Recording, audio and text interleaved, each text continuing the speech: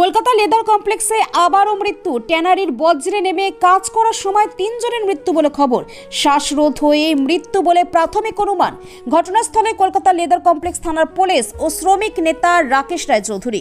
ট্যানারির নোংরা আবর্জনা পরিষ্কার করার জন্য কাজে নেমেছিল কয়েকজন শ্রমিক। উচ্ছিষ্ট চামড়া বজ্রের গন্ধে শ্বাসকষ্টেই মৃত্যু হয় বলে প্রাথমিক অনুমান।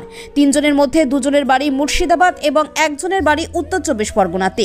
ঘটনাস্থলে ধর্মনগরীতে এসে পৌঁছায় কলকাতা মেয়র ফিরহাদ হাকিম ও বিধায়ক শওকত মোল্লা। মৃত 3 পরিবারের হাতে 10 লক্ষ টাকা করে তুলে দেওয়া হয় বলেও জানান ফিরহাদ হাকিম।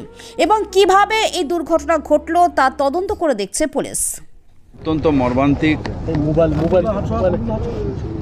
আমি শুনে আমি দৌড়ে এলাম। মুখ্যমন্ত্রী নিজেও আমাকে বললেন যে একবার যা দৌড়ে। একটা এমন একটা ঘটনা ঘটেছে যেটা ঘটা উচিত ছিল না। এই ডিসচার্জ ওয়াটার যেটা ফ্যাক্টরিগুলোর থেকে বেরোয় সেটা এসে ম্যানহোলে ঢুকেছিল। কাজটা নতুন যে পাইপলাইনের কাজ যেটা শ্রমিকরা করছিল সেটা ড্রাই পাইপলাইনের কাজ, কিন্তু ম্যানহোলে যখন দিয়েছে এই যে ওপর থেকে ডিসচার্জ করে দিয়েছে রাস্তায়, তার মধ্যে ওটার ভেতরে ঢুকে গিয়ে কেমিক্যাল রিয়াকশন হয়ে কোনো একটা গ্যাস সেটা ওর ভেতরে ঢুকে গেছে। ঢুকে একজন শ্রমিক মারা গেছিল, তাকে বাঁচাতে গিয়ে আরও 3 জন লাফিয়ে, আরও 2 জন লাফিয়েছে। তার মানে তাকে ওঠা থেকে আরও 2 জন মারা গেছে। 3 জনই মারা গেছে। 3 জনই। তাদের আমরা পুলিশ তাদের রেস্কিউ করে NRS হসপিটালে নিয়ে গেছে।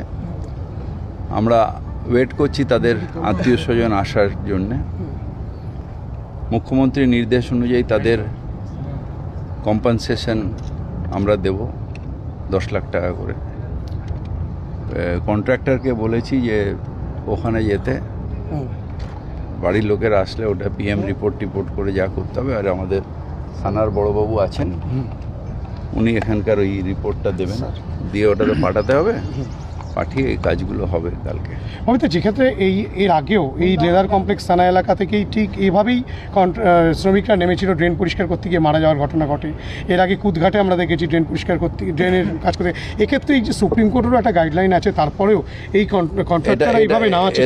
এটা একটা জিনিস হচ্ছে যে যেটা হচ্ছে যে পরিবেশটা নরককুণ্ড হয়ে রয়েছে। আমাদের এখানকার নেতা রাকেশ ও বলছিল যে সবাই ডিসচার্জগুলো করে দিচ্ছে। ডিসচার্জ করে দিতে কি হয়, কেমিক্যাল দিয়ে, এটা লেদার প্রসেসিংয়ের জল তো, এটা অ্যাকচুয়ালি CAPT-তে যাওয়ার কথা, সেটা রাস্তায় যাচ্ছে বলে এটাতে রিয়াকশন হয়ে একটা গ্যাস সৃষ্টি হচ্ছে। আর দ্বিতীয়ত হচ্ছে, এটা আমি নিশ্চিতভাবে ইনকোয়ারি করব এবং আমাদের থানার বড়বাবু আছেন, উনিও ইনকোয়ারি করবেন যে কজ অফ ডেথটা কি, কেন এটা হঠাৎ করে একটা মানুষের ভেতরে ঢুকলো, কেন মারা গেল, এবং কেন তারপর তাকে বাঁচাতে গিয়ে আবার 2 জন মারা গেল। এইটা পুরোপুরি ইনকোয়ারি করে। কোনো গরিব মানুষ তার মৃত্যু আনআইডেন্টিফাই, মানে কারণটা জানা যাবেন, এটা হতে পারে না। নিরাপত্তা বাড়ানোর ক্ষেত্রে কোনো রকম নিরাপত্তা না, এটা অ্যাকচুয়ালি নিয়ম হচ্ছে যে এখানে আরও বেশি প্রান্তিকরাই আমাদের চিফ ইঞ্জিনিয়ার ড্রেনেজ এই কাজটা ওনার ডিপার্টমেন্ট করছে। ওনার কথা অনুযায়ী যে এটা গ্যাস ফর্মেশন হচ্ছে বাইরের থেকে জলগুলোকে গিয়ে লিকেজ হয়ে, তাহলে কেন ইন্সপেকশনটা ঠিক মতন হলো না, কেন শ্রমিককে নাগানো হলো, কেন পাম্প লাগিয়ে পরিষ্কার করা বা আগের থেকে টেস্ট করে যে এখানে কোনো বিষাক্ত গ্যাস আছে কি না সেগুলো করা হলো না। কারণ অ্যাকচুয়ালি এটা ডিউ কোর্সে আমাদের থানা করবে এবং কাউকে ছাড়া হবে না যারা এটার জন্য দায়ী। ঠিকাদারের বিরুদ্ধে কোনো ব্যবস্থা নেওয়া হবে? ঠিকাদারের যদি পাওয়া যায় যে তার গাফিলতি, তার বিরুদ্ধে ব্যবস্থা হবে।